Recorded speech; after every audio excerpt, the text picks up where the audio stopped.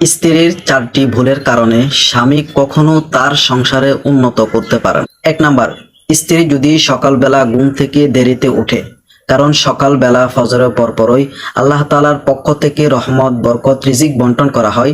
আর যেই ঘরের স্ত্রী সকালবেলা রিজিক বন্টনের সময় ঘুমিয়ে থাকে, সেই ঘরে তো কখনোই রিজিকের উন্নতি হবে না। 2 নম্বর, স্বামীর সাথে খারাপ আচরণ করা, কারণ যেই ঘরের মধ্যে স্ত্রী তার স্বামীর মুখে মুখে তর্ক করে, স্বামীর সাথে খারাপ আচরণ করে, ওই ঘর থেকে আল্লাহর রহমত উঠিয়ে নেন, ওই ঘরে আল্লাহর রহমত থাকে না।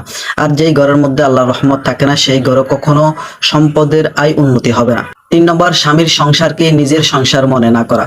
অনেক স্ত্রী রয়েছে, স্বামী কামাই করে 500 টাকা, স্ত্রী খরচ করে 600 টাকা। একটা পরিবারের আয়ের চেয়ে যদি ব্যয় বেশি হয়, তাহলে সেই সংসারে তো কখনোই উন্নতি হবে না। 4 নম্বর হচ্ছে স্ত্রী তার স্বামীর কথা মতো না চলা, স্বামীর কথা না মানা।